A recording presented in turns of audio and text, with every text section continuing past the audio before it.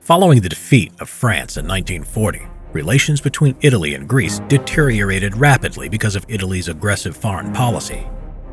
The Italian press began a propaganda campaign accusing Greece of being a puppet of the British Empire. Although the accusations were exaggerated, they were not entirely unjustified, since Greece came under pressure in January 1940 to limit its exports to Germany and allow Britain to use ships of its large merchant fleet for the war effort.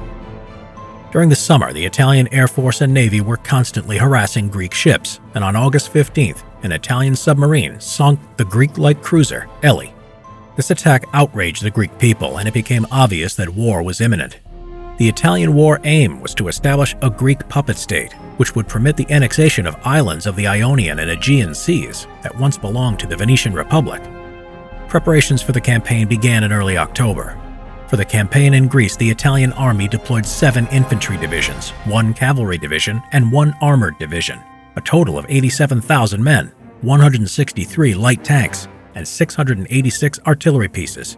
The Air Force could provide 463 aircrafts of different types. Some of the Italian soldiers had combat experience from the Spanish Civil War. The Greek army was defending with 4 infantry divisions, 1 infantry brigade, and the Pendous Detachment. The 8th Infantry Division was covering about half the front, but it was reinforced with 1 regiment and the staff of the 3rd Brigade.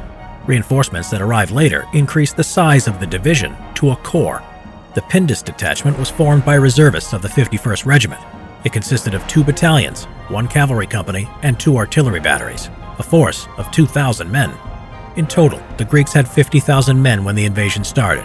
Many officers were veterans of a decade of almost continuous warfare, including the Balkan Wars in 1912 and 1913, the First World War, and the Greco-Turkish War that ended in 1922.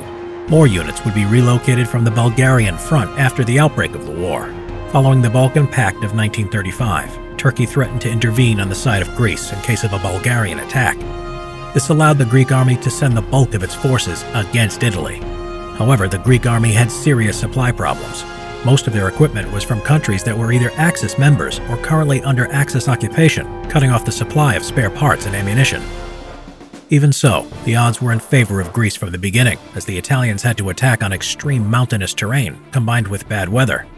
Italian forces invaded Greece early in the morning on October 28th through the mountain passes along the front. Although the Greek leadership had few hopes of victory, the people, on the other hand, answered the call of duty with optimism and enthusiasm. Greek Prime Minister Metaxas said during a briefing of the press, "Greece is not fighting for victory, it is fighting for glory and honor. A nation must be able to fight if it wants to remain great, even with no hope of victory, just because it has to." In the Epirus sector, the 8th Infantry Division left 5 battalions on the front line to delay the Italian advance and retreated to a line behind the Kalamas River, with the Kalpaki Pass in the center. The swamps of the Kalamas River formed a major obstacle to both armored and infantry formations. No serious battles were fought until November 2nd, when the main Italian attack on Kalpaki began. On that day, the Greeks repulsed an attack spearheaded by 60 tanks, but on the left flank of the line they were forced to withdraw during the night of November 3rd. On November 5th, the Italians crossed the Kalamas, established a bridgehead, and then advanced as far as Margheriti. Fighting continued in this sector until November 9th, with ground switching hands between the two sides often within the same day. The most crucial battles were fought between the Pendous Detachment and the opposing Julia Alpine Division, which threatened to separate the forces in Macedonia from those in Epirus. It was impossible to hold a 35-kilometer front with only 2,000 men, and the Pendous Detachment abandoned its forward posts, allowing the Julia Division to make rapid progress. The Western Macedonia Army Section was aware of the critical situation and ordered reinforcements to the Pendous Detachment. The Italians pressed the attack on the 29th despite the onset of snowfall, and the Greeks retreated towards Samarina, where they managed to stabilize the front. The Cavalry Division, 5th Brigade, and a newly formed Cavalry Brigade arrived to reinforce the Pendous Detachment.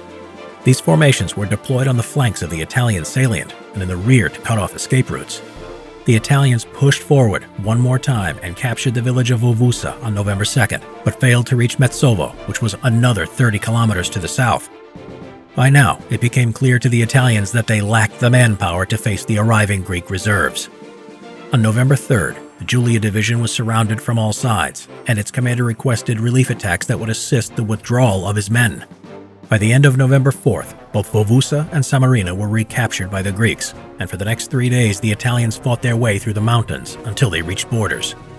There they were relieved by the Bari Division that was sent to Albania after its planned landing on Corfu was cancelled due to bad weather. Bad weather prevented the Italian Air Force to launch raids against the continuous arrival of Greek reinforcements, and soon the Greeks outnumbered the Italians, forcing them to give up ground. By November 13th, the Pendous Mountains were clear of Italian troops, and the offensive in the Epirus sector was halted. But the war was not over yet. Both sides were sending more reserves to the front, and now the Greeks were preparing for a counterattack despite their limited firepower.